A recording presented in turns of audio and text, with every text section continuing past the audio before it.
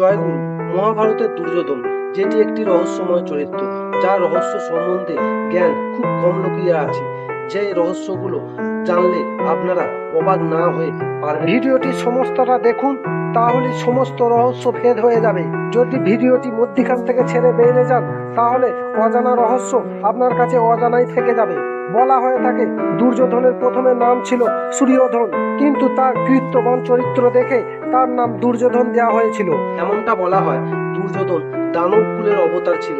আবার এমনটাও বলা হয় দুর্যোধন ও ভীম একই দিনে জন্মগ্রহণ করেছিলেন। আবার ভীমের সঙ্গে অন্তিমবার যুদ্ধের আগে দুর্যোধন তার মাতার দ্বারা তার সমগ্র শরীর বজ্রে পরিণত করে ফেলেছিল, যার কারণে তার কেউ ক্ষতি করতে পারতো না। এমনটাও বলা হয়ে থাকে দুর্যোধনের একজন সৎ ভাই ইয়ৎসু ছিল, যিনি ধৃতরাষ্ট্র ও দাসী সুবালিকার পুত্র ছিল। দুর্যোধন ও ভীম দুজনেই দ্রোণাচার্য ও বলরামের কাছ থেকে গদা যুদ্ধে শিক্ষা অর্জন করেছিল। এদিকে দুর্যোধন বৈশ্লোক নামক এক যজ্ঞ করেছিল, যেটা প্রথমে ভগবান বিষ্ণু করেছিলেন। এদিকে দুর্যোধন দিব্য প্রাণী, যাদের গান্ধর্ব বলা হয়ে থাকে, তার কাছে যুদ্ধে পরাজিত হয়েছিল। দুর্যোধনের একটি ভাই ছিল যার নাম বৃকন, যিনি পাশা খেলার সময় দুঃশাসনের দ্বারা দ্রৌপদীর বস্ত্র হরণের ঘোর বিরোধিতা করেছিল, কিন্তু তার বাকি ভাইদের জন্য তাকে সমস্ত কিছু মেনে নিয়ে চুপ হয়ে থাকতে হয়েছিল। এমনটা বলা হয়ে থাকে পাণ্ডবরা যখন বনবাসে ছিল, তখন দুর্যোধন 13 বছরের জন্য গোটা পৃথিবীকে শাসন করেছিল। অপরদিকে দুর্যোধন এমন একজন ব্যক্তি ছিল, যিনি ভগবান শ্রীকৃষ্ণের সার্বভৌম রূপ মানে বিশ্বরূপ দেখেছিল।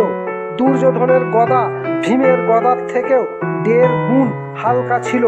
এটাও জানা যায় যখন পাণ্ডবরা বনবাসে গিয়েছিল, তখন দুর্যোধন 13 বছর ধরে গদা যুদ্ধের অভ্যাস করেছিল, কারণ তার সব থেকে বড় প্রতিদ্বন্দ্বী ভীমকে যেন সে পরাজিত করতে পারে, যার জন্য তিনি ভীমের একটি বড় লোহার মূর্তি তৈরি করেছিলেন। দুর্যোধন শৈলরাজকে তার পক্ষ হয়ে যুদ্ধ করার জন্য তিনি ছল করেছিলেন, যার কারণে শৈল নরজকে কৌরব পক্ষ থেকে যুদ্ধ করতে হয়েছিল। দুর্যোধন রুক্মিণীকে অস্বীকার করেছিলেন, যিনি মহাভারতের যুদ্ধে কৌরবের পক্ষ হয়ে যুদ্ধ করতে চেয়েছিলেন। দুর্যোধন ভেবেছিল রুক্মিণী একজন ভীতু যোদ্ধা, যাকে কৌরবের পক্ষ থেকে যুদ্ধ করানো উচিত নয়। এদিকে দুর্যোধন অর্জুন, ভীম, ধৃষ্টদ্যুম্ন ও শিখণ্ডীর কাছে পরাজিত হয়েছিল। অবশেষে তার মৃত্যু হয়েছিল মহাবলী ভীমের হাতে। দুর্যোধন তার জীবনে প্রথম চোখের জল ফেলেছিল যখন মহাভারতের যুদ্ধের সময় অর্জুন কর্ণকে বধ করেছিল।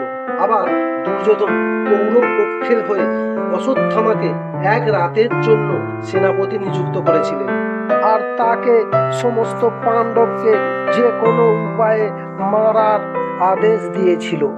দুর্যোধনের এই রহস্যগুলোর মধ্যে আপনি কোন রহস্যটা জানতেন না, সেটি কমেন্ট করে জানাবেন। যদি ভিডিওটা একটু আপনাদের ভালো লেগে থাকে, তাহলে একটি লাইক দেবেন, আর নতুন ভিউয়াররা চ্যানেলটিকে সাবস্ক্রাইব করে পাশে থাকা বেল আইকনটা ক্লিক করুন। জয় গুরু।